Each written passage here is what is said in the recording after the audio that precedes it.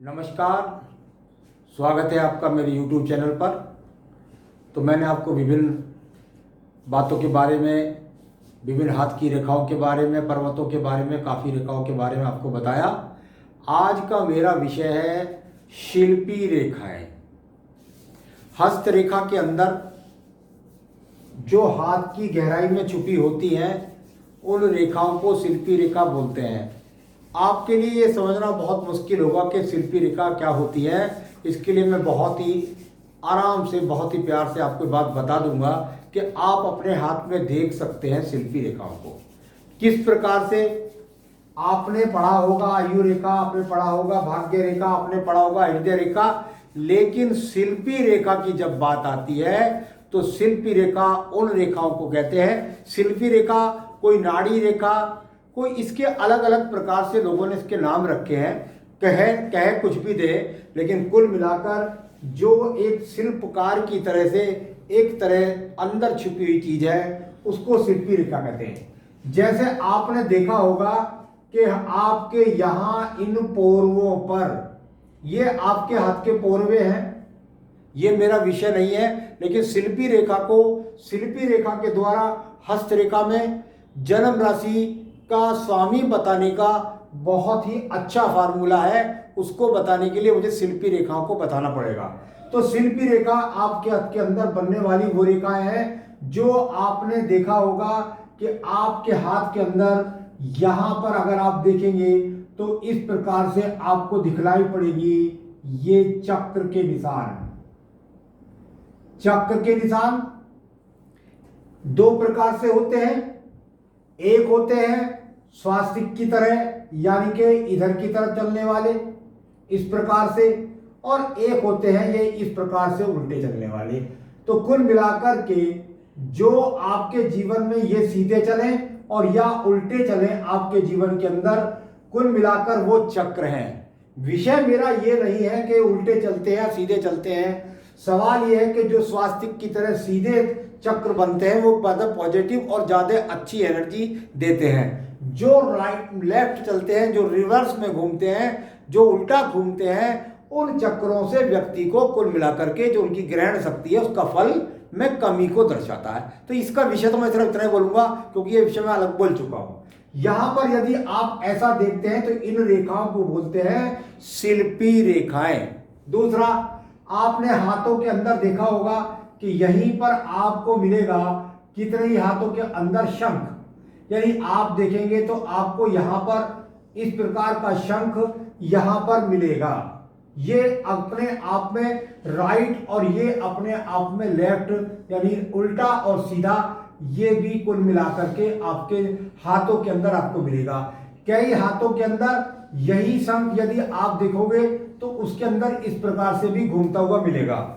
किसी भी प्रकार से हाथों पर जो बनने वाले चक्र है, शंख है, खड़ी रेखाएं हैं, टेंट है या कोई अन्य चिन्ह है, उनके बारे में जब हम बात करते हैं तो ये या खड़ी रेखाएं हैं तो ये कुल मिलाकर के उनको बोलते हैं शिल्पी रेखाएं। सिर्फ और सिर्फ विषय यहां खत्म हो गया। तो शिल्पी रेखाएं हाथ के अंदर यदि आप देखोगे तो आपको आपके हाथ के अंदर, मैं विषय पर धीरे धीरे आऊंगा और आपको समझाकर, मेरा प्रयास रहता है कि ज्यादा से गहराई से आपको समझा सकूं। तो देखिए शिल्पी रेखा, किसी बार आपको देखा होगा आपने कि आपका यहां पर कोई मान लीजिए जैसे आपका ये चंद्र पर्वत है तो आपको दिखाई देगा कि भाई हल्का हल्का हल्का हल्का यहां पर इस प्रकार से आपको एक भंवर सी प्रतीत होगी। ये भंवर, ये भी शिल्पी रेखाएं कहलाती हैं। आप यदि अपने हाथ के अंदर देखते हैं और यहां पर आप देखते हैं कि भाई कहीं पर हल्की हल्की हल्की हल्की हल्की बहुत गहराई में, किस प्रकार से, जिस प्रकार से यदि आप देखेंगे आपके पोरों के ऊपर ये दिखलाई पड़ती हैं। इनको देखने का बहुत अच्छा जो तरीका है, तो ये शिल्पी रेखाएं सारे हाथ में बहती रहती है।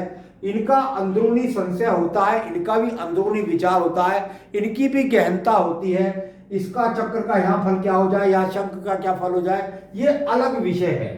तो कुल मिलाकर के जो मैं बता रहा हूं आपको, वो बता रहा हूं कि शिल्पी रेखाओं के द्वारा आप कैसे जान सकते हैं कि आपके राशि का स्वामी क्या है? तो देखिएगा, यहां आपने देखा कि भाई आपके हाथ के अंदर आयु रेखा है, आपके पास बुद्धि रेखा है, आपके पास हृदय रेखा है, तीनों रेखाएं आपके पास है। और आप ये कैसे जाने कि आपकी राशि का स्वामी क्या है? यदि आपके पास में आपकी जन्म पत्री नहीं है तो ये पक्का प्रमाणित रेखा अगर आपके हाथ के अंदर है, और ये अनुभव से विज्ञानकर्ताओं के द्वारा, मैंने और लोगों के द्वारा ये सीख कर, जानकर, पुस्तकों से पढ़ करके जो अध्ययन ग्रहण किया है वो मैं आपको बता रहा हूं। तो इसमें ये मेरा अपना कोई गणित नहीं है। तो ये अगर देखेंगे तो आइए मैं बताता हूं आपको वो शिल्पी रेखाएं कौन सी होती है जिसके द्वारा आप जान सकते हैं कि आपकी जन्म राशि का स्वामी क्या है। आपको आपके हाथ के अंदर आप देखेंगे तो इस प्रकार से आपको किसी ना किसी पर्वत पर ये एक रेखाओं का पुंज इस प्रकार से मिल सकता है।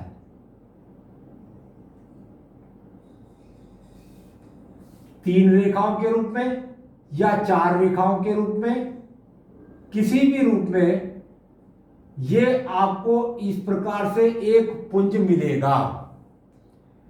यहां ये रेखा जो है, यहां पर जो आप, इसको मैं बता रहा था कि भाई आप चाहे इसे शिल्पी रेखा बोले, चाहे रेशमी रेखा, रश्मि रेखा बोले, चाहे अनाड़ी रेखा बोले, इस प्रकार से जब एक पुंज आपके किसी भी पर्व पर बन जाता है तो वो उस राशि का स्वामी हो जाता है।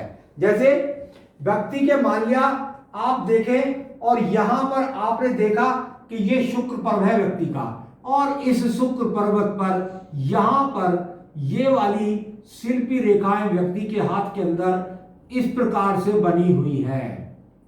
तो एक बात पक्की हो गई कि ये व्यक्ति किसी ना किसी रूप से, बहुत ध्यान से सुनिएगा, ये व्यक्ति किसी ना किसी रूप से वृष या तुला राशि का है। वृष और तुला राशि का है। क्यों?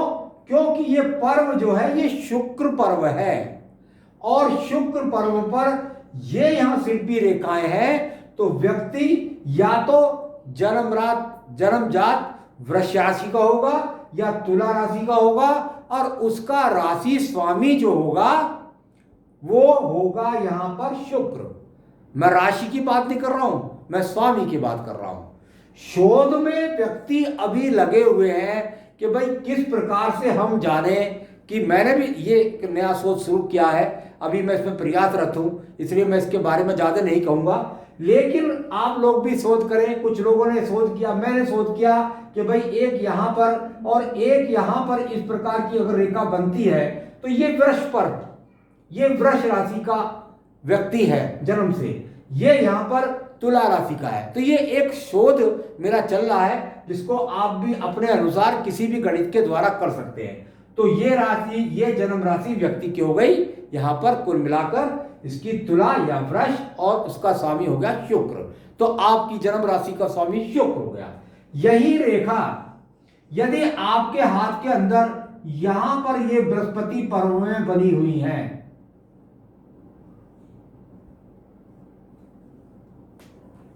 तो यहां हो गया क्या कि व्यक्ति कुल मिलाकर बृहस्पति पर्व पर ये है।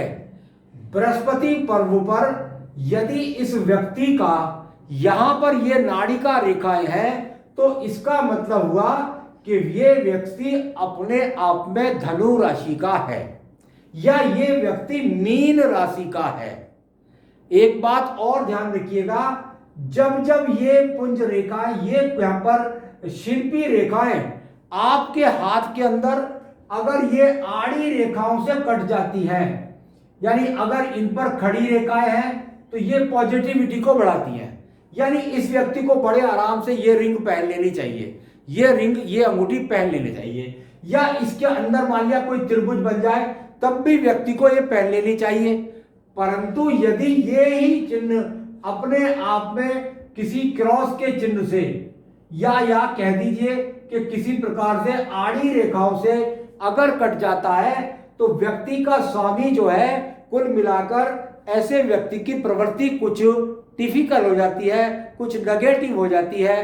तो वो अपने आप को जैसे कहते हैं भाई चंद्रमा है राशि जन्म की, लेकिन व्यक्ति पैदा हुआ है अंधेर में, यानी मावस के दिन पैदा हुआ है, उसमें भी नक्षत्र खराब है, तो व्यक्ति को चंद्रमा की अंगूठी नहीं पहननी चाहिए, उसको मानसिक मजबूती करनी चाहिए पूजा पाठ से। तो उस वो रेखाएं उसकी उन रेखाओं के ऊपर, इन पुंज रेखाओं पर, इन यहाँ पर शिल्पी रेखाओं के ऊपर व्यक्ति को मिल जाएगी।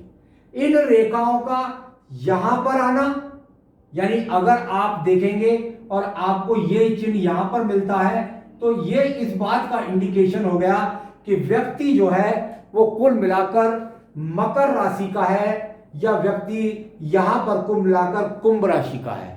इसी प्रकार से आप यहां पर जान सकते हैं कि इसके द्वारा यदि ये नाड़िका रेखाएं, यदि यहां शिल्पी रेखाएं बनी है तो व्यक्ति सिंह राशि का है, और यहां पर यदि आप देखेंगे तो ये व्यक्ति यहां पर कन्या राशि का है। तो कुल मिलाकर के अगर आप ये चीज देख रहे हैं तो यह मिथुन राशि का है।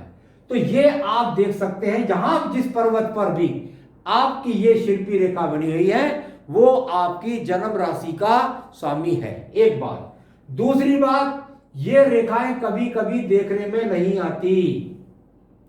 अगर यही रेखाएं आपके इन पर्वतों पर मिलेंगी, यानी आपके यहां पर यदि आप देखेंगे तो पहले पौरवे पर कहीं पर यदि आपको ये रेखाएं नजर आती हैं तो आप अपने जन्म राशि के स्वामी को यहां से भी देख सकते हैं। इन रेखाओं को और मजबूती के साथ देखने के लिए आप हाथ में इंक लगा सकते हैं, ब्लू रंग की इंक लगाएं, हाथ से इस तरह छापें तो आपको पेपर पे साफ नजर आ जाएगा। आपको जो हाथ में लेंस से नहीं चमक रहा होगा वो आप आराम से देख सकते हैं यहां पर।